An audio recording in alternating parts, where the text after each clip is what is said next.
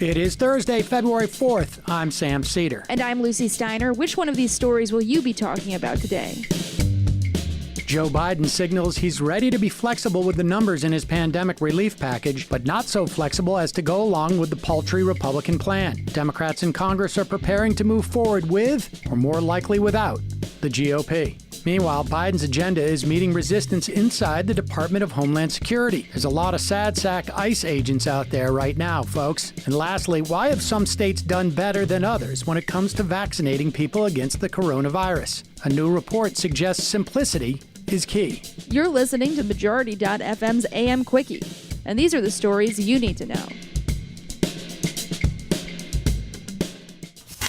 Can we count on Joe? Well, we'll find out soon.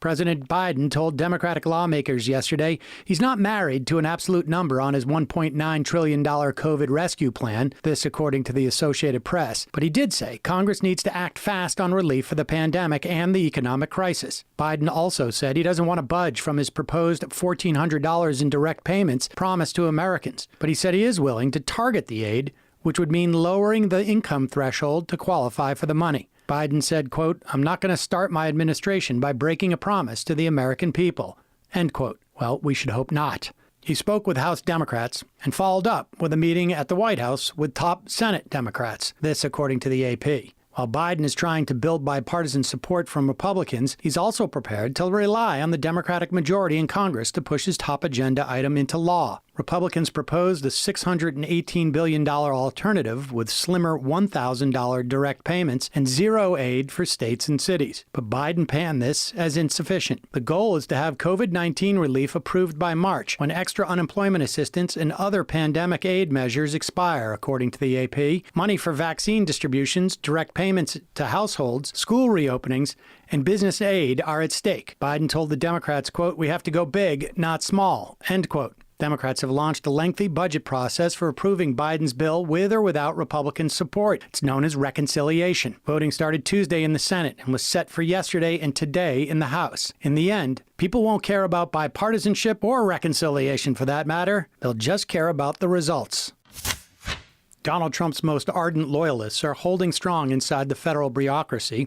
Trump often complained about what he called a deep state inside the government working to thwart his agenda. But Biden and his Secretary of Homeland Security, Alejandro Mayorkas, are already encountering their own pockets of internal resistance, according to the New York Times. It's especially bad at the agencies charged with enforcing the nation's immigration laws. Mayorkas was confirmed on Tuesday after a nearly two-week delay by Republicans. Liberal activists and former Trump officials say he will struggle to get buy-in for Biden's agenda from the thousands of border and immigration agents in his department. Videos celebrating Trump's big, beautiful border wall are still featured on the Customs and Border Protection website. A fictionalized video by the agency that shows Trump's depiction of migrants as feared criminals is still on the Border Patrol's official social media channels. And the union representing ICE agents, whose leaders were enthusiastic supporters of Trump, have signaled that it does not intend to accept all of the new administration's reversal of his policies. The day before Biden's inauguration, union leaders signed a labor agreement that requires ICE's political leadership to consult with the union on policy decisions. We told you about this on Tuesday. Mayorkas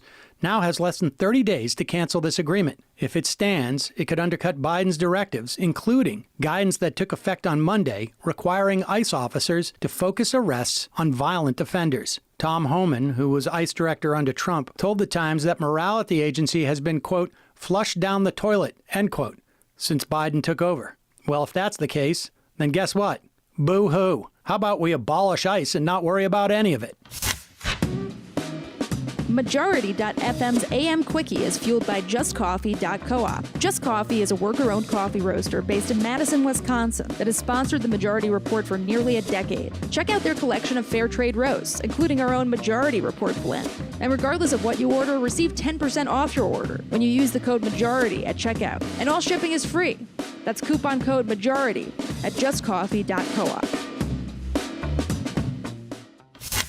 States are racing to deliver potentially life-saving coronavirus vaccines to millions of arms. But some are having far more success than others, according to the Washington Post. In the states moving fastest, up to 1 in 7 people had received their first injection as of Tuesday. At the other end of the rankings, it was 1 in 18. If there's one thing the states moving most quickly have in common, according to the Post, it's that they brought order and simplicity to a process otherwise marked by chaos and complexity. In South Dakota, distribution has been limited to a small number of healthcare providers who meet via phone twice a week and can make decisions on the fly. Connecticut has teamed with a well-established partnership network while using community ambassadors to advocate for the vaccine amongst hesitant populations. And West Virginia has tightly coordinated its rollout using the National Guard to speed supplies to where they're needed while streamlining the rules for who can get immunized. Officials in all three states told the Post they want to minimize confusion. West Virginia Governor Jim Justice said, quote, "If you want to know how many cows are in the field, just count the egg-sucking cows. Don't count the legs and divide by 4.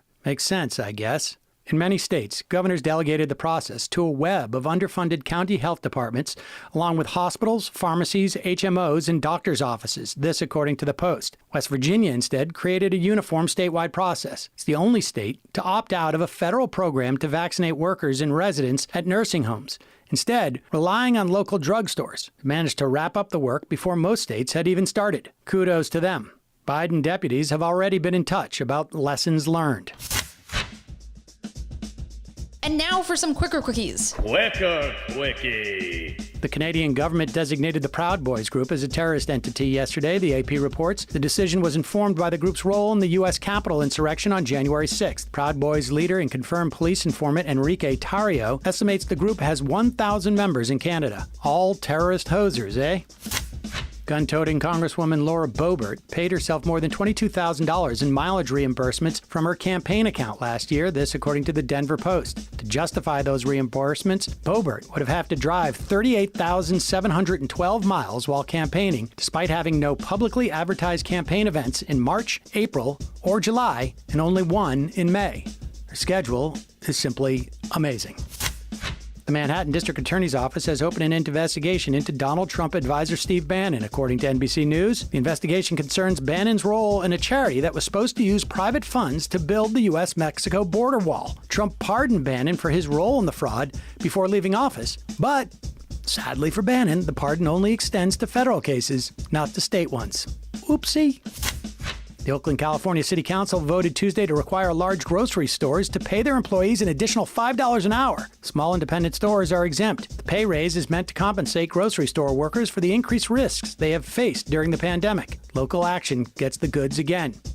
And lastly, Marjorie Taylor Greene supposedly received a standing ovation by half of the Republican caucus last night when the caucus decided not to act in any way to take her off committees. Nancy Pelosi referred to Kevin McCarthy as the minority leader from Q and will be taking action in the coming days to attempt to strip Greene from her committeeships. Quicker quickie.